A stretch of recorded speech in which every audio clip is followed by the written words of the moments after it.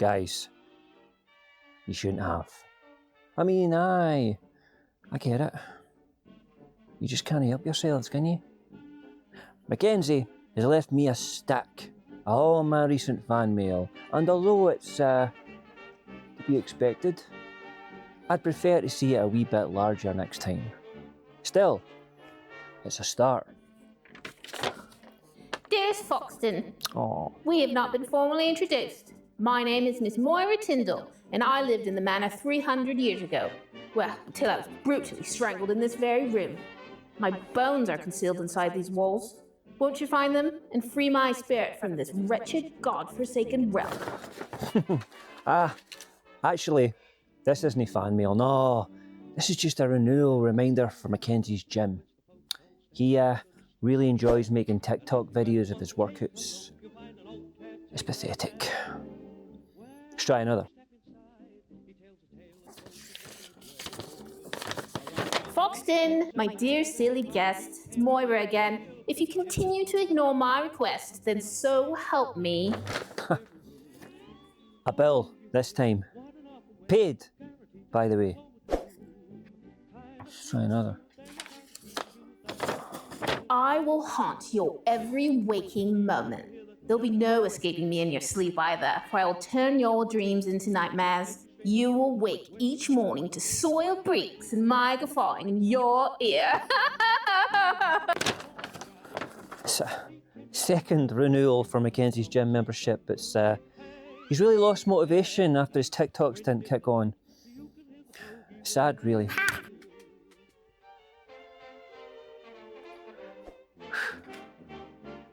But all this talk of paid bills and gym membership renewals reminds me of a story. It's the story about spirits returning from the dead. Evil spirits. Settle in, friends, 'cause this one's a little icky. The Coquihalla Highway scales over the scenic mountains of British Columbia. The summit sits at 4,000 feet, and it's a lonely drive. It was winter, it was pitch black, and a wicked blizzard never left the road. Jim Donlan was 17 years old, a scrawny boy, generous to a fault, and a little too shy for his own good. Jim was hunched over his wheel, eyes strained on that thin slip of highway. He whispered his prayers to the silver crucifix hanging from the rearview mirror, hoping his saviour would protect his beat-up Pinto through the worst of it. Jim's golden Triforce necklace dangled from that same mirror. If his Lord failed to protect him, then perhaps the golden goddess of Hyrule would. The snowflakes were like 1,000 white bugs frolicking in the headlights. The Pinto's front tyre hit a patch of black ice, and Jim, heart in his mouth, knuckles white around the wheel, quickly corrected course. He slowed. He'd be more careful, as the worst was yet to come. A few kilometres later, his bleary headlights lit up the sign. Needle Peak, Summit and Rest Area. Young Jim pulled over to take a breath in a minute. He swiped a thumb over his phone, but no signal. Not up here. Jim was left staring at the screensaver image of his late father, a timely reminder of why he was making this horrendous trip. No one wants to go to a funeral. Jim closed his eyes and folded his tired body over the steering wheel while wiper blades smeared the snow from side to side. Then, the sound of knuckles on the passenger side window. Jim gasped backward in his seat as if dashed with cold water. Someone was outside. At the passenger side window was a shadowy figure of a man, tap, tap, tapping his finger on the partially frozen glass. A lump sat heavy in Jim's throat. Can I help you? He asked, peering at the window. The man scraped sharp fingernails across the window to remove some built-up ice. Jim squinted further, and when the stranger's oily eyes locked onto his, Jim felt the heart strain tight in his chest. This was intuition, offering Jim a warning. One he ignored. The man was elderly, his body wrapped in a filthy, wet, bearskin coat. He was mumbling some incoherent language or indecipherable incantation. He bent closer to the glass, and his twisted, manic face could chill the blood. His mouldy-coloured skin was scored with scars, the structure of his face appearing to flake in parts, revealing hints of muscle, sinew, and even skull underneath. The rotted thing tapped again on the glass. Harder. I can't help you, Jim said, unable to look at that wretched image. Speeding off into the night was what he desperately wanted to do. That's what his honed sense of survival urged him to do. Instead, and unfortunately, the kind-hearted kid rolled down the passenger window a notch, just enough to hear the old creature out. Help, it begged, strained and sickly. Let me in. That passenger side door handle was tried several times. Thankfully, the door was locked. Open up, he hissed through the gap. Let me in. Now. How did you get out here? Jim said, unable to control the tremors in his hands nor the terror in his voice. Jim's foot hovered over the accelerator while the thick-coated corpse pointed to the side of the road. There, near invisible by the gale, was a black saloon. Lights off, the windows fogged over. The sight of the parked car offered Jim some relief. A common breakdown, that's all. Here was an unfortunate soul caught in a blizzard and stranded in the middle of nowhere. Fair enough. Reasonable enough. Jim couldn't abandon a human being because of his appearance. Nah, it just wasn't him. Thus, despite the red flags and the internal voices screaming in protest, Jim reached over and opened the side door. Jim noticed his crunched-up fast food bag at the passenger side floor. Tim Hortons. He bent to pick it up, but before he got the chance, the old snake slithered into the vehicle with surprising speed, seizing upon this charitable opportunity as if his life depended on it. Jim squirmed back to his seat as the man's sopping wet overcoat pressed against his right arm. The stranger let out a frosty breath, then slammed the passenger door shut with unnecessary force. The crisp thud, like a judge's gavel. The foul air wafting from this entity hit the back of Jim's throat. It was a potent concoction of wet dog and hot garbage, forcing Jim to cover his gagging mouth. It was cramped inside the vehicle, yet despite the tight fit, the stranger didn't remove his black derby hat, which pressed against the roof of the car. When Jim finally mustered the courage to snatch a glance at his passenger's timorous face, He wanted to scream.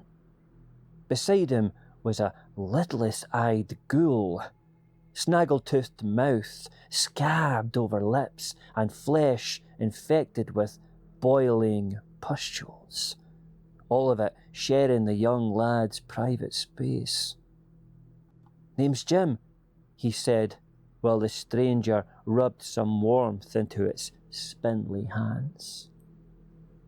"Azag is my name," he snarled. "They still chant it from the pinnacles of the 9th fortress. Azag from the abyss, from the pit." Jim nodded politely while eyeing up his dangling crucifix. There was no help coming. He was on his own. They drove for several unbearably awkward minutes. The creature's lungs made a rasping rattle with every inhale, and he'd only exhale through his open mouth, which wafted its rank breath throughout the vehicle. "How long were you waiting for a ride back there?" Jim piped up, the quiet killing him. The bulging-eyed Azag stared blankly ahead. "The hourglass of decay is how time is kept. The guts will turn to liquid, the bones to dust." At this point, Jim decided not to engage in any further conversation. The nearest town was 100 kilometres down the hill. And make no mistake, friends, it would be all downhill from here.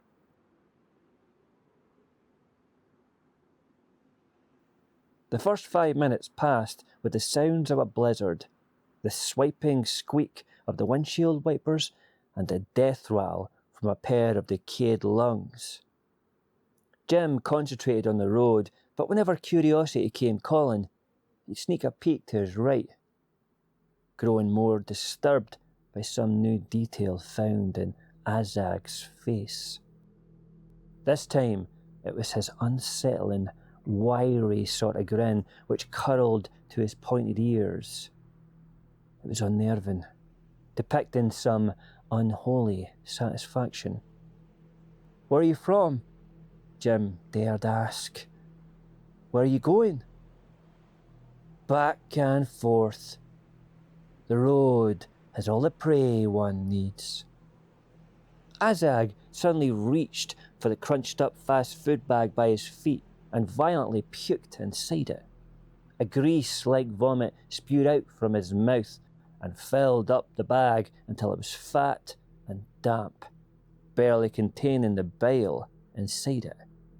Jim retched while searching for somewhere, anywhere to pull over. But vast snowbanks at the roadside offered no such opportunity. "Are you well, mister? God, I need to pull over." Azag sealed the bag shut, but didn't wipe the goo dripping from his chin like curdled milk. "I am not sick," he said. "I am saved." From the corner of Jim's eye, he watched the abominable Azag reach deep into the crumpled barf bag and pull out an oily incisor which had dislodged during his heaving fit. Azag inspected the gnarly tooth, the bloodied and dangling root appearing to amuse him. A moment later, Azag inserted the tooth back into his mouth and gelatinous gum. It squelched back into place as if a mere inconvenience. Jim was pale, confounded and horrified. Eyes locked ahead, mind racing over how to get this disgusting nightmare creature out of his car. "It is useless," Azag uttered, as if reading Jim's thoughts. "The end has already begun." "The end?" Jim repeated, mentally, physically, spiritually, trying to remove himself from this reality. But there was nae going anywhere. The teen then watched with gut-churning dread as Azag undid the centre button of his heavy coat. The creature reached inside and pulled an intricately carved antique hourglass from his chest pocket. Arcane symbols were carved on the wooden frame. The two glass bulbs, meanwhile, used to measure the passage of time from top bulb to bottom, were free as sand. Azag held the hourglass with a tactile reverence, as if it were sacred. A ritual then began to play out beside Jim, who could barely look away. With his free hand, Azag reached into his hip pocket and removed a handful of sand, dirt, or something. With the utmost care, Azag filled up the hourglass with this unexplained particulate. When the hourglass's lower bulb was filled, when the macabre display was over, Azag turned over the hourglass to start this unusual timer. "These are the remains of my last meal," Azag said, observing the gradual passage of time between his palms. "I must consume another before the passage of time comes to an end, else return to the hell I came from." Finally, Azag removed his black derby hat to wipe his brow. Jim froze, petrified. The rear of the monster's bald head was cracked open, exposing his maggot-infested, pickled black brain to the elements. Jim hit the brakes and the car screeched to a halt. He and his passenger were thrown at the dashboard, but before Jim could open the door and flee for his bloody life, he felt an abrupt pressure from inside his stomach, as if his guts were being squeezed by some unseen force. He bawled in agony, excruciating pain the like he had never experienced. Jim fell back to his chair with a feverish sweat, when suddenly Azag pressed his spindly right palm over the lad's chest. Azag's face was inches from Jim's, his oily eyes shimmering, his gaping mouth salivating. "Get off me," groaned Jim, his body utterly disabled. Azag's fingertips and palm pulsed over Jim's heart, and the lad screamed as all his energy was sucked out like a straw. Sucking his life and soul away. During that gluttonous attack, Azag appeared to grow younger. A healthy colour came over his grey flesh, while the cracks and gaps in his skull healed over like invisible stitches. This magical wand of vitality went all over Azag, firming up his once slippery fingers, whitening his teeth and holding back all the tides of time. Poor Jim, meanwhile, ghostly and bereft, felt the walls of unconsciousness close in. With no hope left, he reached his fledgling hand out to his silver crucifix and mumbled the Lord's Prayer. Suddenly, like a thrown switch, the demon yanked his palm from Jim's chest. The spell was broken. Jim gasped at the air as if saved from drowning. Although some life was returned to the boy, sadly, it wasn't enough to fight for it. The monster inspected the cross, not in fear, but with respect. "I have met the man on that cross," Azag gurgled, slime dripping from his lips. "His retribution will be mighty indeed. I am out of his reach, and it will stay that way." Azag then inspected the frail and now elderly teenager with a surprising glimmer of humanity in his eye. "I offer you a gift in exchange for your life. This token I offer to everyone. Not everyone listens. Not everyone pays attention. Jim was unable to form a sentence nor expression. All he had left was his own consciousness and its fleeting light. Listen carefully. Azag slithered into Jim's ear. They say escape is impossible, but it is not. With haste, leave the asphodel meadows before forgetfulness takes hold. When you witness the gates of Tartarus, pray do not cast a glance at the 100-handed Hecatoncheires. When you see the falls of fire and ice, wash your face in both, then proceed through the fall if you wish to return to this life, to a cursed half-life. Jim's eyes closed, while Azag's now youthful and plump lips curled to that wiry grin. His palm returned over Jim's heart, and he resumed his devouring. With the world getting smaller and smaller, Jim shared one final thought of his late father before the blackest shroud overwhelmed him. Some nights later. On this particular snowy evening, much like the last, a lone car was parked at the side of the road, a few kilometres from the summit of Needle Peak. Lights off, windows thick with condensation. The headlights from an approaching vehicle then illuminated that stranded car. The demon Azag stumbled out of the parked car, raising his hand at those advancing lights. The road has all the prey one needs. The approaching vehicle was not slowing down, however. It was, in fact, speeding up, bearing down and targeting that bare-coated monster like a missile. Azag, with no time to react, braced himself as both parked and moving vehicle met in a brutal collision of twisted steel and shattered glass. Snow continued to fall, blizzard never leaving the road. When the chaos had settled, Azag could be found pinned between the wreckage of two crushed vehicles. The ghoul's time had finally run out. He was dying.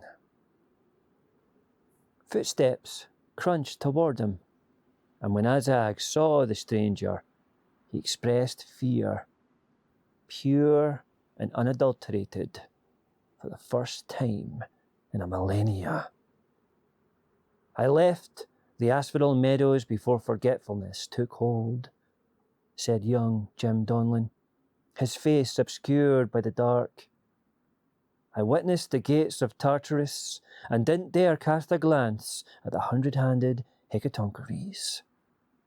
I washed my face in the falls of fire and ice and returned to this life, this cursed half-life. Jim placed his right hand, withered to the bone and scab-ridden, over Azag's chest and began sucking whatever wretched life force the demon had left. My lord is waiting for you, Jim hissed, and his retribution is mighty indeed. Now, return to the hell you came from. A vile, defiant, enraged scream was Azag's last act in this realm before his crumbling, demented body turned to dust. Still hidden by the dark and the night, Jim reached into his overcoat and removed a wooden hourglass bearing the symbols of the Silver Cross and the golden Triforce of Hyrule.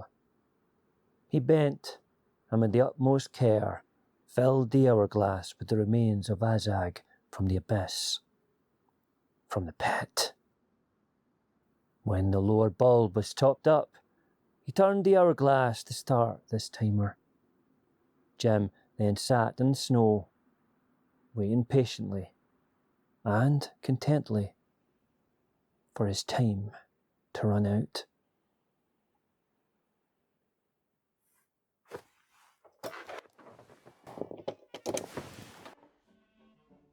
Ah, Mackenzie, what the devil are you up to? Well, sir, I'm currently renewing my gym membership. My TikToks are exploding, sir. Mackenzie, I don't care.